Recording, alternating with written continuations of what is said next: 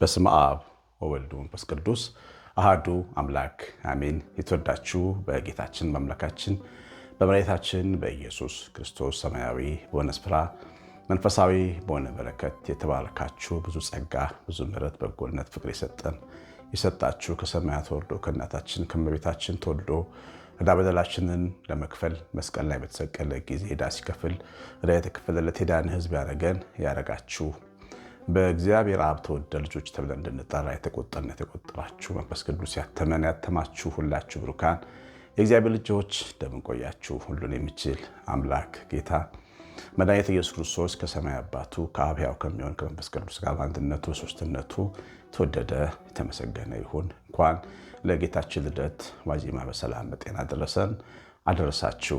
እግዚአብሔር ልጆች የአጋፔ ቤተሰቦች እንደ ሰብአ ሰገል የሚለውን የተቀደሰ መርሃ ግብራችንን በየዓመቱ እናደርጋለን። ከሰብአ ሰገል አንዱን ሆነን እነሱ በግመል ወደ ቤተልሔም እንዲሄዱ ተከተለናቸው ስጦታ ይዘን ወደ እናታችን ወደ እመቤታችን ወደ መድኃኒታችን ወደ ተወለደው ብርሃን እንሄዳለን። ያ የልደቱ በረከት ቤተልሔም ድረስ በመንፈሳችን ሄደን እንዳከበር ነው የምንቆጥርበት የበረከት ስራ ነው። ለወልቂጤ ማርያም እና ለመድኃኔዓለም ቤተክርስቲያን አንዱ ቤተክርስቲያን ከላይ መድኃኔዓለም ከታች እመቤታችን ቤተክርስቲያን ነውና እሱን ምንጣፉን መብራቶቹን ለመግዛት ሰሞኑን በምናደርገው ስራ እስከ ገና ዋዜማ ድረስ እንድንሳተፍ ይህን መርሃ ግብር በመሳተፍ ከስጦታ ጋር ወደ ቤተልሔም እንድትመጡ ጋብዛለሁ። የ9114138 ስልኬን ዋትሳፕ ቴሌግራም ባይብል ላይ ያለው አድራሻውን አስቀምጥላችኋለሁ። እግዚአብሔር እናንተን ዘራችሁን ይባርክ። እንግዲህ እርሱ ላይ እንዳያችሁት እግዚአብሔር አይዋሽም የሚለውን ሐሳብ ነው የምንነጋገረው። እኛና እግዚአብሔር ሁልጊዜ በሕይወታችን ተጣምረን ተዋህደን ተገናኝተን እሱ አምላካችን እኛ ልጆቹ ሆነን እሱ አምላክ እኛ ደግሞ አምላኪዎች ሆነን በፊቱ እንኖራለን። ታውቃላችሁ እና እግዚአብሔር ልጆች እኛ ከእግዚአብሔር የምንፈልገው የኪዳኑ ተስፋ አለ፣ አብሮነቱ አለ። በአዲስ ኪዳን ለእኛ ይገባልን ብዙ ተስፋ አለ። እናት አባት እንደሌላቸው ልጆች ላይ ተወን ተስፋ ሰጥቶናል። አይዟችሁ ብሎናል። እስከ ዓለም ፍጻሜ ከእናንተ ጋር ነኝ ብሎናል። ደግሞ አያችኋለሁ ብሎናል። ብዙ ተስፋዎችን ሰጥቶናል። አባታችን የዘላለም አባታችን እና ያ ተስፋ የሚፈጽም የማይመስለን ጊዜ ደግሞ በሕይወታችን ይመጣል። እኛ ሰዎች ልባችን እንደ ባህር ማዕበል ስለሚወዛወዝ እንደ ገበቴ ውሃ ስለሚዋልል በአንድ ቦታ ስለማይረጋ በገና በወንጌል ተመስርቶ ስላልተሰራ ተስፋችንን የተሰጠንን የብርሃን ተስፋ የእግዚአብሔርን ተስፋ አንዳንድ ጊዜ ባይሆንስ ብለን እያሰብን ልንጨነቅ እንችላለን። አምነን አሜን ያልነውን ተስፋ የሆነ ምዕራፍ ላይ ደግሞ ልንጠራጠረው እንችላለን። እግዚአብሔር በቃሉ ሁላችንም ተናግሮናል፣ ተስፋ ሰጥቶናል አይደለም? አሁን እናንተ የምትሰሙ ሰዎች በየቀኑ ከምትሰሙት የወንጌል ቃል ተስፋን አልተቀበላችሁም? የእግዚአብሔር ቃል እግዚአብሔር አይዞታ አልደረሳችሁም? አይዟችሁ አለውላችሁ አላላችሁም? በዛ ደስ ብሏችሁ መሬት ስማችሁ አላመሰገናችሁም? የእግዚአብሔር የተስፋ ቃል ግን እስካሁን ልባችሁ ውስጥ እየሰራ ነው ወይስ ደግሞ ረሳችሁት? ብትረሱትም አይገርምም፣ ብንረሳውም አይገርምም። እኔም እናንተም አብርሃም አባታችን በኦሪት ዘፍጥረት ምዕራፍ 12 ላይ ያመነውን እግዚአብሔርን 15ኛው ምዕራፍ ላይ ደግሞ ተስፋውን የማይፈጽም አድርጎ ሲያስብ ደግሞ ታዩታላችሁ። እንደ ሰማይ ከዋክብት እንደሚበዛ አሜን ብሎ አምኖ ዘፍጥረት 15 ላይ ስትሄዱ ማን ይወርሰኛል ብሎ በድንኳን ተቀምጦ ሲተክዝ ታዩታላችሁ። ይሄ የሰው ሁሉ ጸባይ ነው። ሰው ከክፉ ልቡ ጋር ስለሚኖር ይቻለም ካበላሸችው ልባችን ጋር ስለምንኖር ተስፋውን እግዚአብሔርን የዘላለም ቃሉን ለእኛ የተናገረውን የማይዋሸውን የተስፋ ቃል የሚፈጽም አይመስለንም። እንደዛ ተሰማው። ማን ነው የሚወርሰኝ? የቤቴ ሰው ኤሌዘር፣ የሶርያው ሰው ባሪያ ኤሌዘር ነው የሚወርሰኝ ይል ነበረ። የሚወርሰው ባሪያው አልነበረ። ከአብራኩ ከሚስቱ ከሳራ ማፀን የሚወለደው ልጅ ነበር የሚወርሰው። እሱ ግን የሚመስል የነበረው ሌላ ነው። የሚመስለን ሌላ፣ የሚሆነው ሌላ። እግዚአብሔር ይመስገን እንኳን እንደሚመስለን አላረገብን እግዚአብሔር። እና የተስፋው ቃል የዘገየ የመሰለው ሰው እንዳና እንዲህ ሲል የምታዩት የሰው ጸባይ ስለሆነ ነው። እስራኤል ከግብፅ ሀገር ከወጡ በኋላ በየመንገዱ ላይ ይንገዳገዱ የነበረው በልባቸው ሐሳብ ነበር። በቃ የልባቸው ሐሳብ እየመጣ የግብፅን ሽንኩርት ከእግዚአብሔር የተስፋ ምድር ጋር ያነጻጸረ የእግዚአብሔር የተስፋ ምድር ያለ አይመስላቸውም ነበር። ማን ወተት የምታፈስ ሀገር አምነዋት የወጧት ሀገር ያለች አትመስላቸውም ነበር። ለዚያ ነው ኑ ወደ ግብፅ እንመለስ አለቃ አንሹም ሲሉ ነበር። በጣም አስቂኝ ውሳኔዎችን ይወስኑ ነበር። ምክንያቱም የሰው ልጅ ልብ እንደ ባህር ውሃ ጠዋት ሌላ ማታ ሌላ ስለሆነ እግዚአብሔር ልጆች። እግዚአብሔር ግን አይዋሽም። ዛሬ መልእክታችን ስለኛ ልብ ክፋት ለመናገር ሳይሆን ስለ እግዚአብሔር ታማኝነት ለመነጋገር ነው። እግዚአብሔር ግን አይዋሽም። የተናገረውን ቃል ሳይፈጽም ቀርቶ አያውቅም። የሁላችንም እመቤት የጌታችን እናት እመቤታችን ምን አለች? ለአባቶቻችን ለአብርሃም እና ለዘሩ የተናገረውን ቃል አሰበ። እግዚአብሔር ቃሉን ያሰበው ለአንድ ሰው ብቻ አይደለም። በእምነት ለአብርሃም ዘር ለሆነ ሕዝብ ሁሉ ነው። እግዚአብሔር ተስፋ ይፈጽማል። ለአዳም የገባውን ተስፋ በልጁ ፈጽሞለታል። ለአብርሃም የገባውን ተስፋ በልጁ በይስሐቅ ፈጽሞለታል። ለዮሴፍ የገባውን ተስፋ በግብፅ ውስጥ ንጉሥ በማድረግ ፈጽሞለታል። ለሳራ የገባውን ተስፋ ዘፍጥረት 22 ላይ እንደምናነበው እንደተናገረው ሳራን አሰበ። እግዚአብሔር ተስፋን ይፈጽማል። የተናገረውንም ቃል አይረሳም።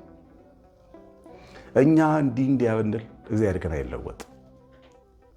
ከመጽሐፍ ቅዱስ ክፍሎች በጣም የሚያስገርመኝና የሚያስደስተኝ ቃል ዘፍጥረት 22 ላይ አንድ ላይ ያለው ቃል ነው። እንደተናገረው እግዚአብሔር ሳራን አሰበ የሚለው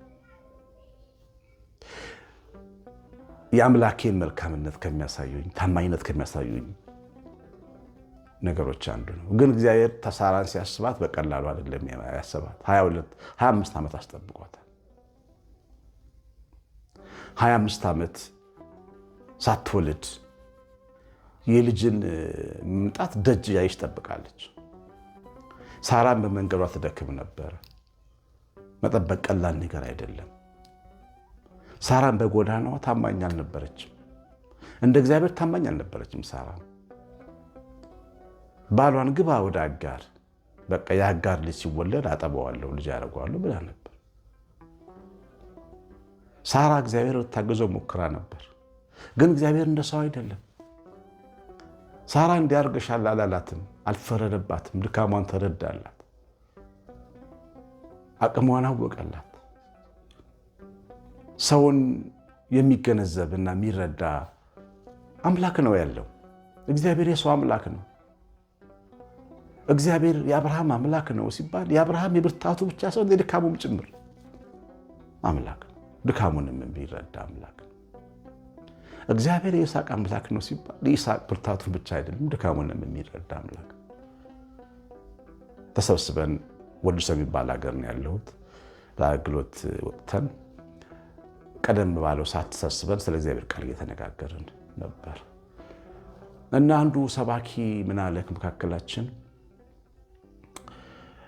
ይስሐቅ አታሎ ያዕቆብ አታሎ ወንድሙን ከወጣ በኋላ እንዴት ምስል አልዘረጋለት አለ። ያዕቆብ መሰላል ማየት ይገባው ነበሩ። በዛ ሰዓት ወንድሙን ያታለለ ሰው አልነበረም። እግዚአብሔር ግን የሰው አምላክ ስለሆነ ነው። ያዕቆብን በብርታቱ ብቻ አይደለም አምላክ የሚሆነው በድካሙ ጭምር ነው። በታማኝነቱም ብቻ አይደለም፣ አታላይም ቢሆን በምሕረቱ ታማኝ ነው እግዚአብሔር። ለያዕቆብ አታላይነት ለኛ ለድካማችንም ታማኝ ነው። በድካማችንም ውስጥ እኛን የሚረዳና የሚገነዘብ አምላክ ነው። ለምን እንደምናጠፋ ያውቃል። ምን እንደምናጠፋም ያውቃል። ምን እንዳጠፋንም ያውቃል። እንደ ሰው ተነስቶ የማይፈርድብን ከጀርባ ያለውን ሞቲቭንም የውስጣችንንም ነገር ያውቃል። ጀርባውንም ያውቃል። ምክንያታችንንም ያውቃል። ያዝንልናል እንጂ አይፈርድብንም። ለዚህ ነው ይቅር የሚለን፣ ስለሚያዝንልን ነው ይቅር የሚለን። እግዚአብሔር የሚዘገይ የሚመስላቸው ሰዎች ብዙ አሉ። የተናገረውን ቃል የማይፈጽም ቃል አባይ ነው ብለው የሚያምኑ ሰዎች ጥቂቶችም ይኖራሉ። እግዚአብሔር ግን አይዋሽም። ለተናገረው ቃል ታማኝ ነው። ሳራን ካሰባት በኋላ ሳቅ አረገልኝ አለች።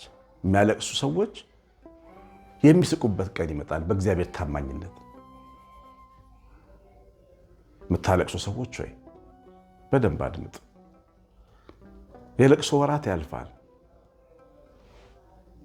የሐዘን ወራት ያልፋል። በር ዘግታችሁ ብቻችሁን ያነባችሁበት ቀን ያልፋል። ይስሐቅ ቤታችሁ የሚገባበት ቀን ይመጣል። ይስሐቅ ማለት እግዚአብሔር ሳቅ አረገልኝ ማለት ነው። የምትስቁበት ቀን ይመጣል። ይህንን እወቁ። ለምን? እግዚአብሔር ስለማይዋሽ። እናት አባት ሊተወን ይችላል። እናት ተታልቲን ትችላለች፣ አባት ተተውሊን ይችላል። እግዚአብሔር ግን አይተውም። የሁሉ ነገራችን አምላክ ነው። ይሄ ሰውነታችን ነፍስ ተለይቶት ሲወሰብስ እናት ቤት አይቀመጥም፣ እግዚአብሔር ቤት ነው የሚተኛው። በዚህ ልክ ታማኝ አምላክ ነው ያለን። ለቃሉ፣ ለኪዳኑ፣ ለአባትነቱ ታማኝ ነው። ለተናገረው ቃል ብቻ እንዳይመስላችሁ ለአባትነቱም ታማኝ ነው። ኤርምያስ በሰቆቃወ ኤርምያስ ምዕራፍ 3 ላይ ያልጠፋ ነው በእግዚአብሔር ምሕረት የተነሳ ነው፣ ርኅራኄው ከቶ አያልቅም። የአባትነት አንዱ ምልክት መራራት ነው። ለልጁ ማዘን ነው። ያውም እናት የሆነ አባት፣ አዛኝ አባት። ባህሪው ምንድነው? ምንድነው መለያው?